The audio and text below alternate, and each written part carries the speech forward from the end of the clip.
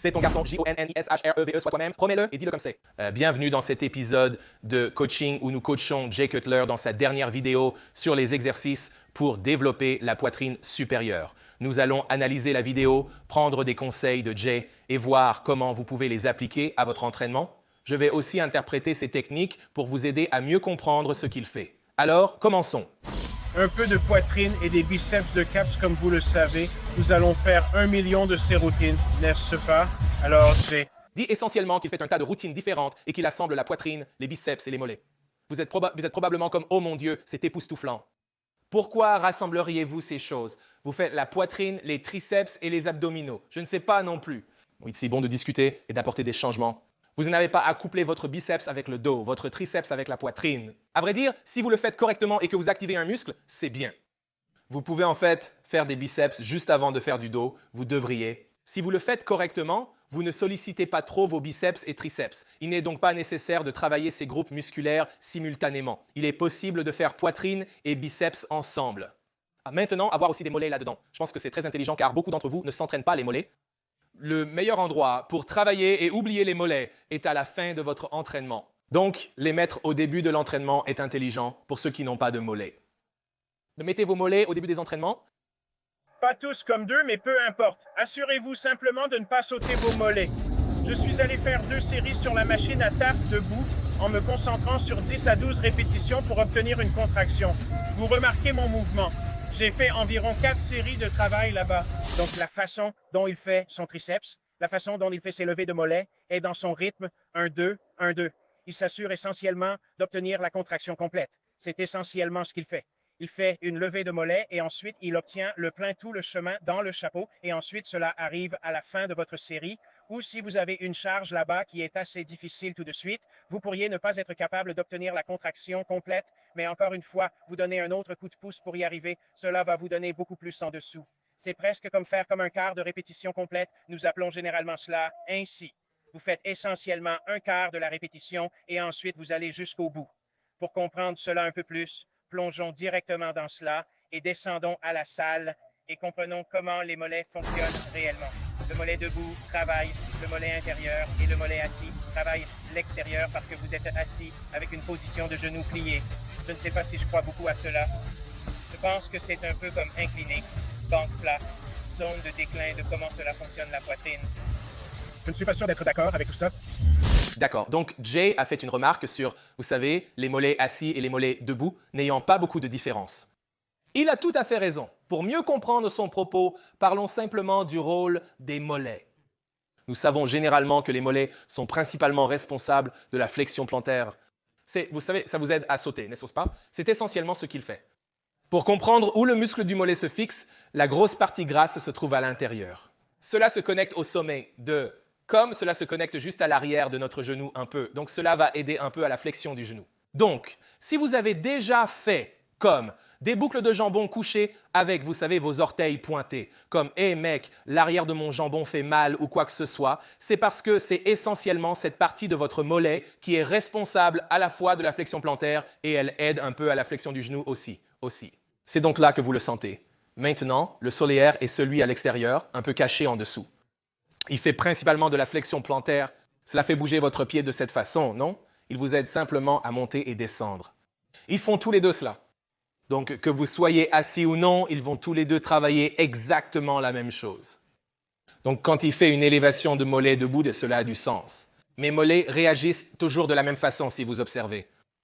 Maintenant, si je devais le faire assis, et si vous voulez rendre cela cohérent comme à la salle de sport, prenez essentiellement un rehausseur, mettez-le sous vos pieds. Maintenant, vous avez un peu d'angle. Vous pouvez obtenir beaucoup plus de flexion dorsale et ensuite aller tout en haut et vous mettez simplement une plaque sur vos jambes et faites cela maintenant. Encore une fois, quand je fais cela, je fais exactement la même chose. Je fais une flexion plantaire. Donc, le solaire et le gastrocnémien vont tous deux faire en sorte que vos jambes fassent cette flexion plantaire qui est celle-ci. Maintenant, si vous voulez accentuer un peu plus le gastrocnémien, mettez simplement un peu plus de pression sur vos orteils et ensuite allez un peu en canard.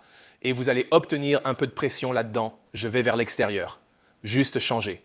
Et cela est cohérent avec le fait de les faire assis ou debout. Donc c'est votre position. Vous allez de la droite ici, vous allez obtenir plus de solaire ou de l'extérieur. Ou si vous allez en canard, vous ne savez plus à l'intérieur. Ensuite, j'ai enchaîné avec l'entraînement de la poitrine en débutant par la presse à marteau incliné. Vous m'avez vu faire ça de nombreuses fois. À mon âge, je le fais pour mieux réchauffer le corps. Je me sentais bien et j'ai rapidement progressé de 2 à 3 plaques de chaque côté. Il souligne que la raison pour laquelle il fait la presse inclinée, c'est parce qu'il la ressent le mieux. Ce gars est une légende qui comprend parfaitement la sélection des exercices. Après des années d'entraînement, on trouve les mouvements qui nous connectent le plus.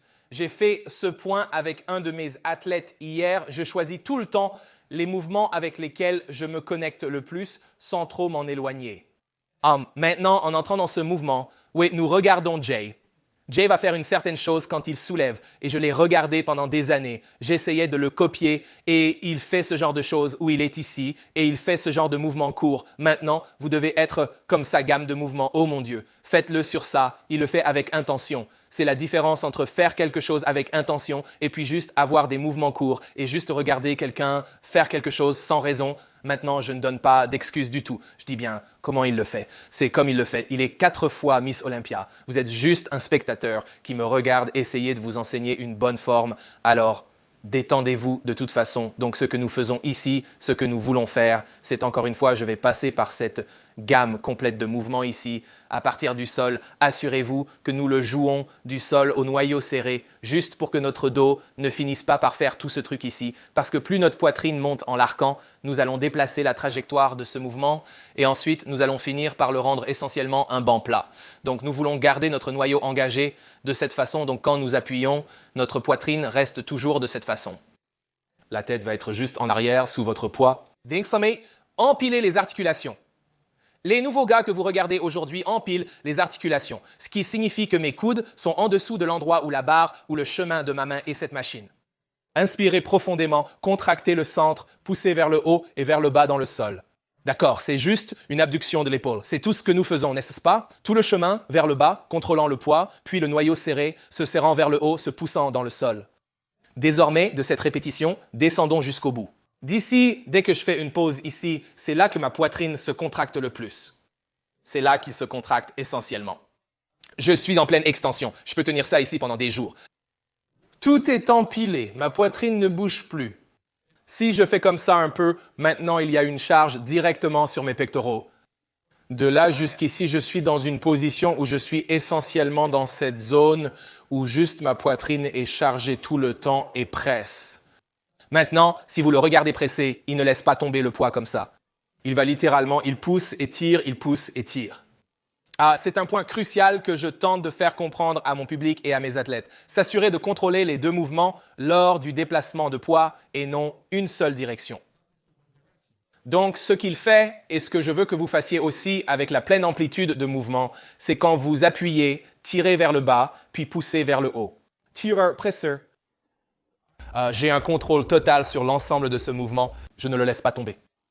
Tout est intentionnel depuis le début, du début à la fin. La différence entre faire cela et lâcher, vous la voyez?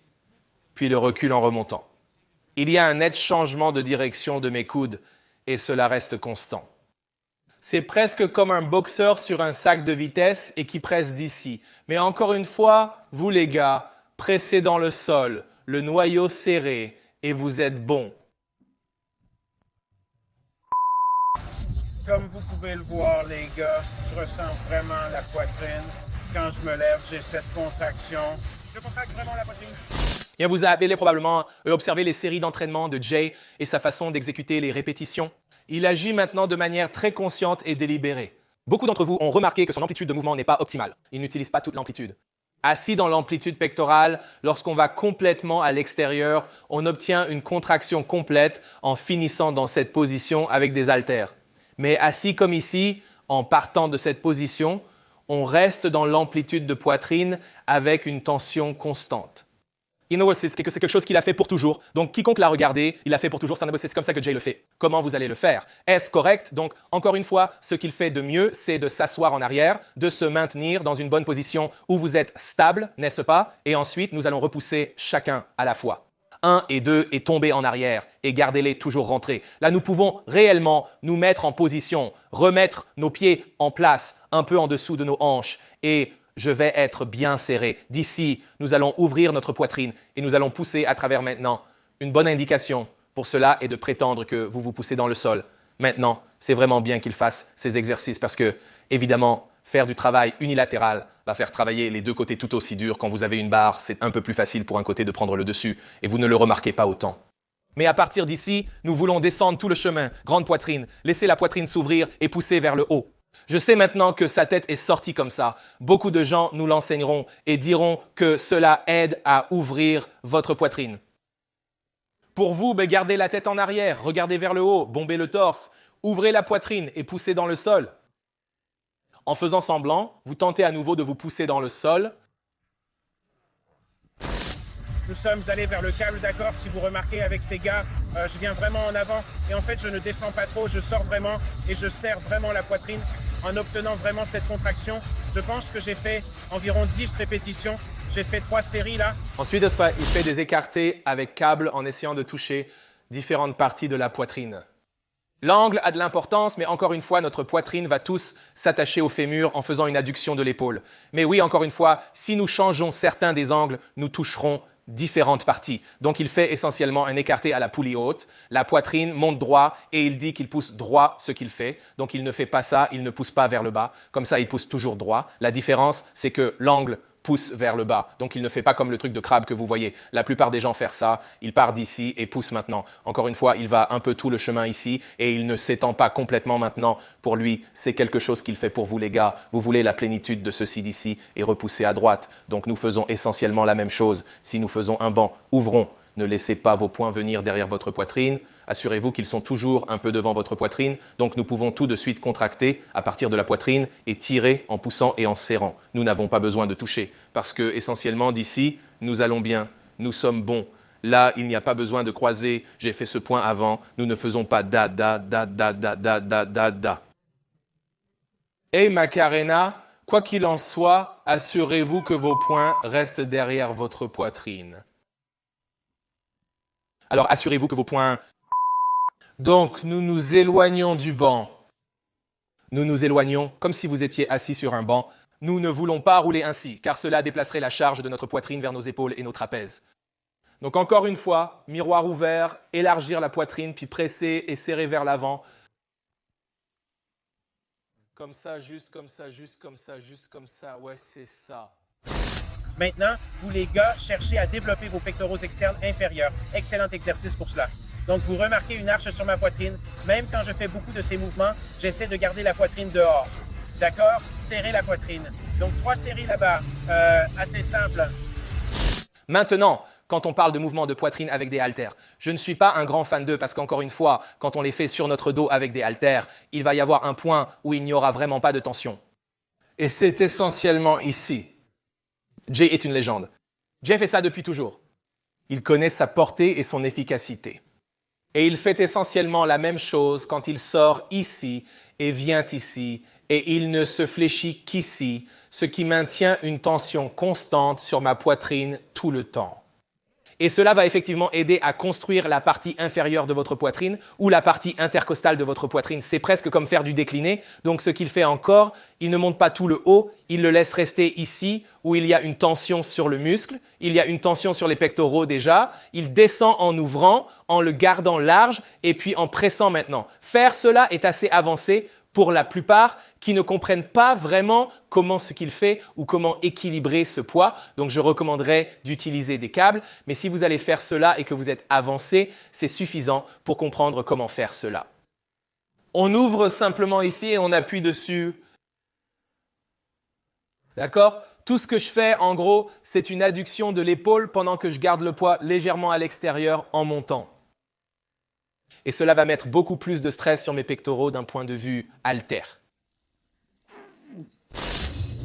J'ai débuté en regardant à distance d'un bras. Désormais, à mes yeux, vous êtes à un niveau supérieur. Contractez bien le biceps en l'isolant complètement. La machine qu'il utilise est souvent utilisée par d'autres personnes avec 2 câbles côte à côte effectuant le même mouvement. Je n'aime pas ça parce que vous êtes ici, vous n'attirez pas beaucoup d'attention. Le mouvement et la machine qu'il utilise sont bons pour maintenir, mais je n'aime pas sa façon d'utiliser trop de force pour faire ses répétitions avec son poids corporel. Il fait ce qu'il fait parce qu'il connaît son corps et le ressent. Avec son expérience, il a pu arriver là où il est. Maintenant, regardez comment il procède. Donc, c'est finalement pour vous. Et puis, quand vous avez fini de faire cela, alors nous pouvons progresser pour faire des mouvements plus sophistiqués dans les limites du mouvement, peu importe. De toute façon, je n'ai pas la machine. Je vais donc me préparer ainsi. Si vous n'avez pas la machine, voici comment procéder. Maintenant, une chose est que vous voulez vous assurer que nous pouvons nous lever complètement. Ce banc est un peu trop bas ici. Je vais l'incliner légèrement. En partant d'ici, je descends trop bas. Et si je prends le banc ici et nous mets sur ce réglage haut, alors ça va me donner une position où je suis au-dessus, juste ici, et c'est ce que je veux. Je veux me garder de côté de cette façon en ouvrant ma poitrine. Je vais littéralement m'étirer à partir d'ici. Un bel étirement de mes dorsaux. Donc quand je tire ceci, pour que je puisse positionner cela quand je suis ici, si j'active immédiatement mes dorsaux, essentiellement pression d'épaule, étiré, il y a déjà une tension venant d'ici. Ma position de départ et d'arrêt va être ici. Voici ma position de départ. Et ensuite, en tirant dedans, et juste ici. Et même ici, j'obtiens une tension. En tirant cette chose en arrière, assurez-vous que la poulie du câble est au moins comme ça, ou un peu plus bas si elle est trop haute.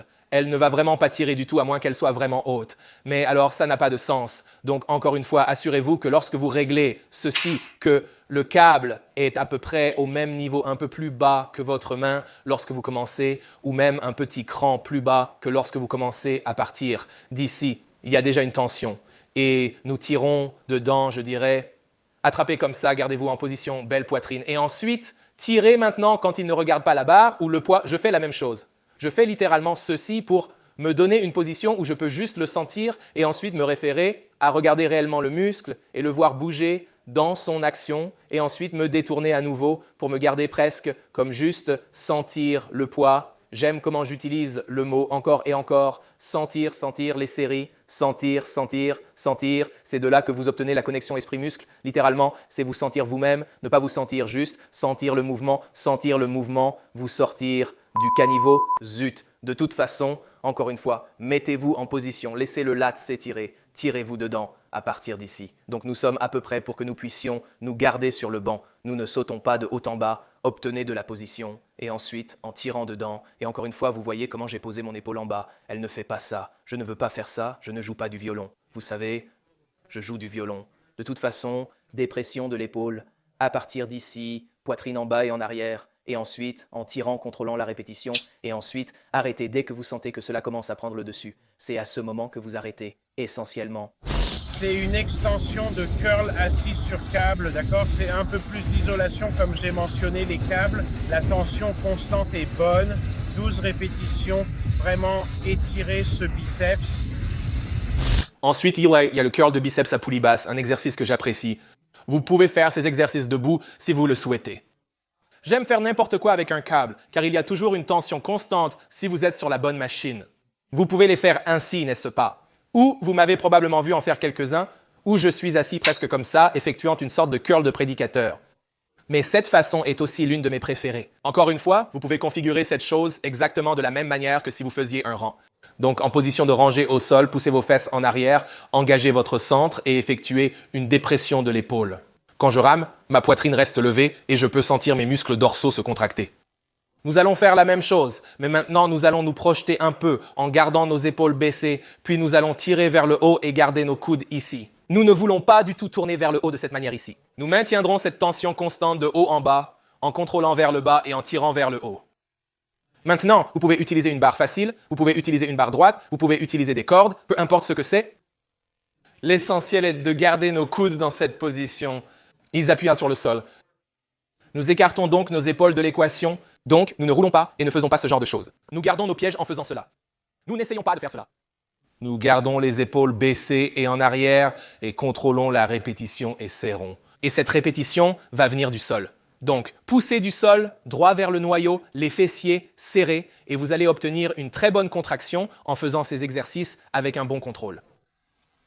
Évidemment, l'épaisseur, donc si vous cherchez à obtenir cette épaisseur sur le côté de vos bras, c'est un bon ensemble d'exercices car il va travailler jusqu'à votre avant-bras. J'aime faire ces exercices toutes les 2 semaines environ. Parfois, vous les faites avec une corde ou avec un haltère pour les 2 bras. Nous avons terminé avec des curls au marteau d'haltère et à la barre. Vous savez peut-être pas que c'est trop pour les biceps, mais pas nécessairement. Et cependant, vous pouvez en faire trop si vous n'êtes pas prudent. Donc, quand on y pense, le biceps, le brachii, le brachialis et le brachioradialis participent tous à la flexion du coude. Il est donc logique de faire 2 ou 3 exercices pour chacun d'entre eux, notamment un qui cible particulièrement le brachii. Nous travaillons le brachioradialis en faisant des curls marteaux. Donc, quand nous faisons des curls marteaux, ce que j'aime avec les curls marteaux, c'est que, surtout lorsque vous les faites, vous obtenez toujours un peu d'adduction de l'épaule.